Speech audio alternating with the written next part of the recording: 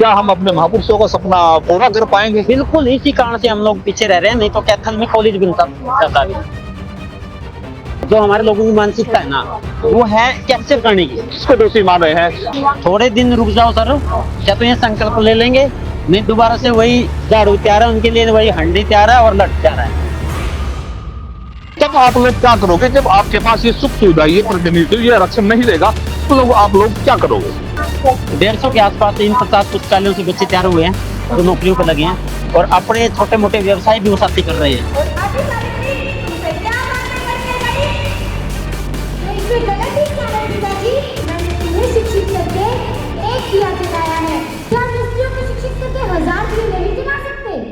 साथियों, जय भीम। जय भीम सर। जो बसपा की तरफ से जो ये आज माता सावित्रीबाई फुले का जन्मदिन मनाया गया है या मनाया जा रहा है, तो आज हम आपसे पूछना चाहते हैं कि जो बसपा के संस्थापक है मान्यवर रोहतास मेहरा जी, तो आज माता सावित्रीबाई फुले के जन्म दिवस पर आप नई कुछ क्या नीति लेकर आए हैं और क्या संदेश देना चाहते हैं समाज को? सबसे पहले सभी देश प्रदेश के साथियों को माता सावित्रीबाई फुले की जयंती की और माता फातिमा शेख की जयंती की हार्दिक शुभकामनाएं। साथियों, बसपा टीम का एक ही उद्देश्य है शिक्षा का प्रचार प्रसार करना।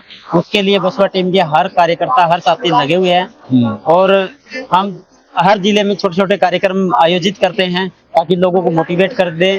इसी कड़ी में आज का ये कार्यक्रम रखा गया था, और बसपा टीम 50 पुस्तकालय खोल चुकी है आप लोगों के सहयोग से, और अगले 51, 52, 53 3 पुस्तकालय आज ही की 3 पुस्तकालय की आज ही घोषणा ये लगाओ हो चुकी है, जो कि आजकल में जिनका उद्घाटन हो जाएगा, 53 हो जाएगी। जो बसपा के द्वारा जो पुस्तकालय सहयोग द्वारा खोले गए, उनमें से कितने बच्चे आज नौकरी के पदों पर या अपने कार्य जो लगे हुए हैं, जो सहायक कार्य? हाँ, बिल्कुल बिल्कुल 150 के आसपास इन 50 पुस्तकालयों से बच्चे तैयार हुए हैं जो नौकरियों पर लगे हैं, और अपने छोटे मोटे व्यवसाय भी वो साथी कर रहे हैं, और शिक्षा के प्रति मोटिवेट हुए हैं।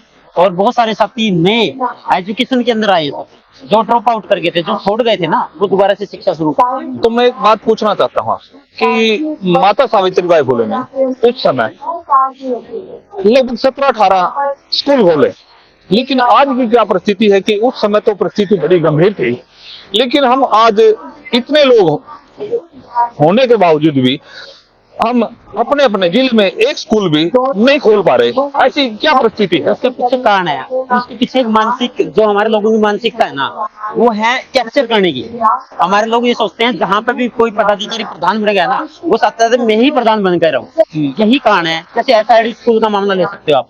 SRD स्कूल में जो टीचर है, उन्होंने क्या कर रखा, कब्जा कर रखा उसमें, उस कारण से ही दूसरे लोग उसमें शामिल नहीं हो पा रहे। अभी उसी के विपरीत डॉक्टर अंबेडकर भवन का निर्माण होने लग रहा है, उसमें सभी लोग मेंबर बन रहे हैं, सभी लोगों को कोई भी आ सकता है पदाधिकारी बने, कोई दिक्कत नहीं है। और वो देखिए कितना बढ़िया भवन तैयार होगा, और वहाँ पे भव्य पुस्तकालय होगा। तो यही चीज हमने कई बार समझाने की कोशिश करी, लोगों को जोड़ने की कोशिश करी, इकट्ठे बिठाने की कोशिश करी, परंतु जो टीचर्स हैं, जो वहाँ पे टीचर हैं, वो नहीं आते। जो और उस समय हम लोग शुरू से लगे हुए। इसके बारे में मैं भी थोड़ा सा देख रहा हूँ, क्योंकि मैं भी फील्ड में रहता हूँ। क्या हम जिस प्रकार से हम बटे हुए हैं, क्या हम अपने महापुरुषों का सपना पूरा कर पाएंगे? बिल्कुल इसी कारण से हम लोग पीछे रह रहे हैं, नहीं तो कैथल में कॉलेज बनता जाता भी। अब जब तक हम लोग इकट्ठे नहीं होंगे, बेशक हमारा अलग अलग संगठन हो। आज हम लोगों ने क्या किया हुआ है, हमने छात्र सम्मान समारोह आयोजित नहीं किया, इसके कारण हमने भीड़ इकट्ठा नहीं की। हमने सामाजिक लोगों को सम्मानित करने का काम किया है, जो लोगों को लेके आते हैं, जो सबसे ज्यादा मेहनत करते हैं, उनको कोई पूछता नहीं। अलग अलग संगठनों के लोग हैं, हम लोगों ने सभी को बुलाया, सभी को सम्मानित कर रहे हैं। तो मेरा मानना है कि अगर हम इन दिवस को, जैसे भी हमारे महापुरुषों के चाहे जन्म दिवस हो या परिनिर्वाण दिवस हो, अगर हम उनको संकल्प दिवस के रूप में बनाए और संकल्प ले, तो क्या ये कुछ बेहतर नहीं रहेगा? थोड़े दिन रुक जाओ सर, या तो ये संकल्प ले लेंगे, नहीं दोबारा से वही झाड़ू तैयार है उनके लिए, वही हंडी तैयार है और लट तैयार है। तो उसके लिए आप किसको दोषी मान रहे हैं? आपकी नजर में आप किसको दोषी मान रहे हैं कि इसमें सबसे ज्यादा गुनहगार या सबसे ज्यादा दोषी कौन लोग हो गए? उसमें सबसे ज्यादा दोषी वो लोग हैं जो बाबा साहब डॉक्टर अम्बेडकर की कि रिजर्वेशन से आगे बढ़े, और उन्हें समाज के बारे में कुछ नहीं सोचा। समाज के लिए वो ज्यादा मतलब कि लोगों को सपोर्ट नहीं कर रहे, नए युवा लड़कों को तैयार नहीं कर रहे, नई राजनीतिक प्योहद को तैयार नहीं कर रहे। जरूरी नहीं कि किसी पार्टी के माध्यम से, आप अलग अलग पार्टियों के माध्यम से भी आप टीम तैयार कर सकते हो। अलग अलग पार्टियों के अंदर जो हमारे लोग हैं उनको सपोर्ट करो। अभी यहाँ जो सुनने में आया, साथियों ने बोला है, और जो नेता हैं अलग अलग पार्टियों के, वो बोल रहे हैं, खुद हमारे ही समाज के वो बोल रहे हैं, तो चाहे हम किसी पार्टी में रहे, हम एक दूसरे को सपोर्ट करने के लिए तैयार हैं। अगर ये ऐसे तीन लोग यहाँ पे आए हुए हैं, doctor Shyamlal, doctor Kapoor Singh ji, doctor प्रीतम कोले खां, जो कि आगे भविष्य में विधायक और एमपी भी बन सकते हैं। अगर ये लोग आगे आएंगे तो कुछ भला कर सकते हैं समाज में। तो मुझे तो ऐसा लग रहा है कि जैसे बाबा साहब ने 18 मार्च 1956 को आगरा में रामलीला ग्राउंड में जो भाषण दिया था लाल किले के सामने, कि मुझे सबसे ज्यादा पढ़े लिखे लोगों ने धोखा दिया है, कि मुझे वो आज बात, मुझे लग रहा है कि वो बात शायद आज भी सत्य है। बिल्कुल सत्य है आज भी, इसमें कोई दो राय नहीं है। और जो लोग आज आरक्षण का, मुझे लग रहा है कि जो लोग आरक्षण की बात कर रहे हैं, बाबा साहब ने तो 1956 में ही कर दी थी कि 18 मार्च 1956 में कहा था कि पूर्ण पक्ष समझौते के अंतर्गत जो आप लोगों को सुख सुविधाएं मिली है, जो आरक्षण में प्रतिनिधित्व मिला है, वो समय रहते ही खत्म होगा। तो बाबा साहब को क्यों नहीं पढ़े लोग?